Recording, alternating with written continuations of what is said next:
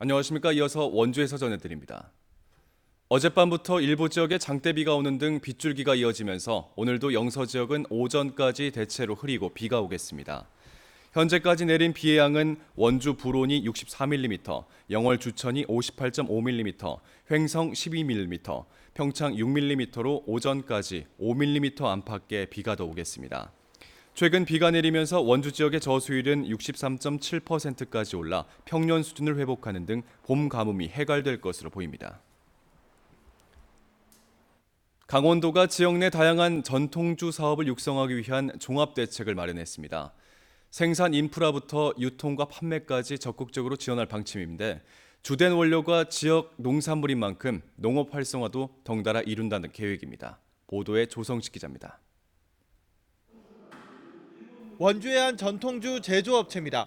지역에서 생산된 쌀을 가지고 약주와 소주 등을 만들고 있습니다.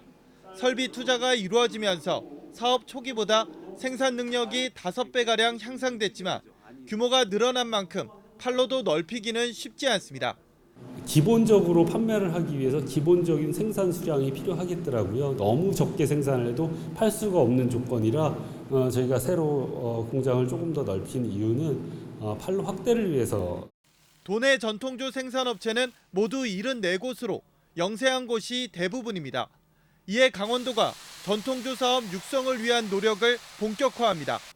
오는 2022년까지 170억 원을 투입해 시설 현대화와 연구개발, 품질 관리 등을 지원한다는 계획입니다.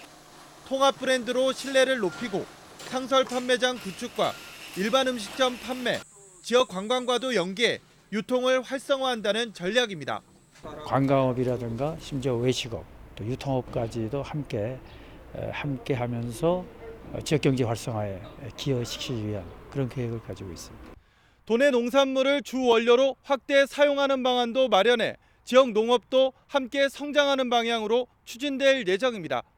전국의 2.1%에 불과한 강원도 전통주 산업이 양적, 질적 성장은 물론 지역 경제에도 활력을 불어넣을 수 있을지 주목됩니다. MBC 뉴스 조성식입니다. 강원도 내 공공건축물 10곳 가운데 8곳이 장애물 없는 생활환경 인증을 받지 못했습니다. 현행법엔 장애인과 노인, 임산부 등 교통약자가 이용하기 쉽도록 공공건축물의 경사로 등을 조정해야 하는데 도내 의무 대상 200여 곳 가운데 20%만 인증된 상태입니다.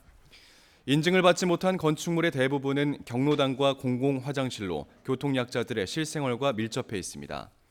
강원도는 내일 원주에서 건축 종사자를 대상으로 무장애 시설 확충에 대한 설명회를 엽니다. 6.10 민주항쟁 기념일을 맞아 민주화운동 특별사진전이 오늘 영월 문화예술회관에서 열립니다.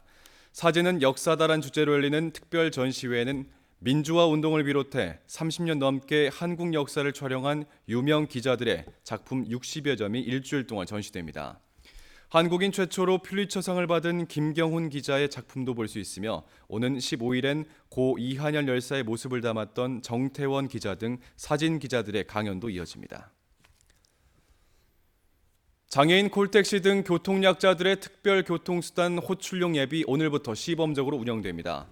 강원도는 스마트폰 앱으로 장애인 콜택시 등을 부를 수 있는 강원도 광역교통약자 앱을 이달 동안 시범 운영을 거쳐 다음 달부터 운영합니다. 그동안 전화나 홈페이지로만 교통수단이 신청 가능해 사용하기 어렵고 배차 시간까지 길어 불편했던 점을 개선했습니다.